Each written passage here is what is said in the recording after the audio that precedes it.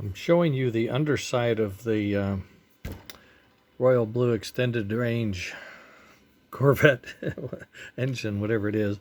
I'm showing you the underlying wiring that goes back to the trucks and how that works. And also that all this menagerie here that's going on. And I wanted to show you where I'm going with this. I've created a cap. It's a little narrow. I'm going to widen it.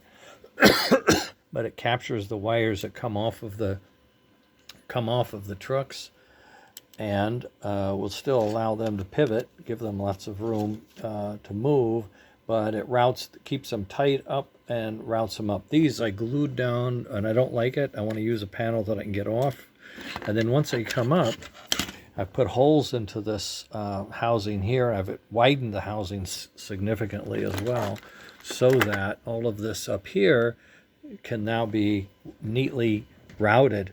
It will come up and go through a small hole there, and will come up to this piece and go.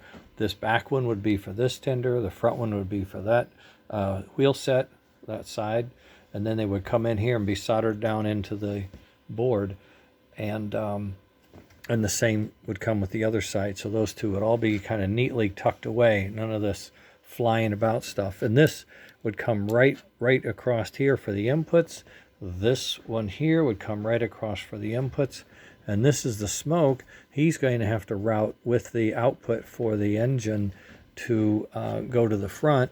And I've changed the speaker. I think I'm going to use this speaker. I'm going to put him up on some foam tape and let the wires run underneath him down into the tender chassis alongside the coupler, but I'm not using a coupler because this is bolted to the engine.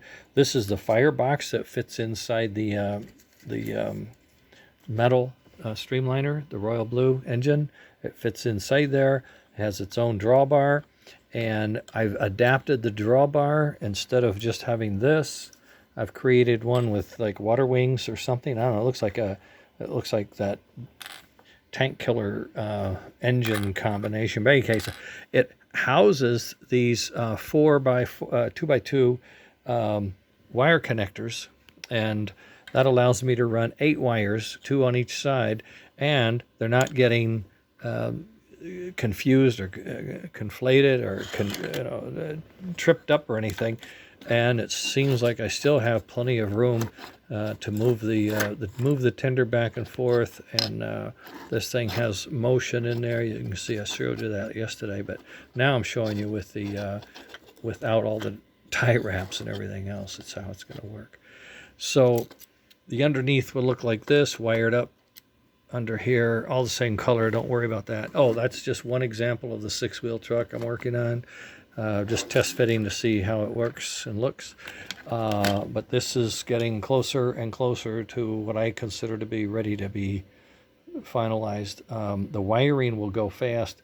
I'm making tools and placement holders and drilling more holes, adding routing assessments, things that will help us with routing of wire. One for nomenclature, but also to know, keep them untangled and where they need to go. So that's the idea, at any rate.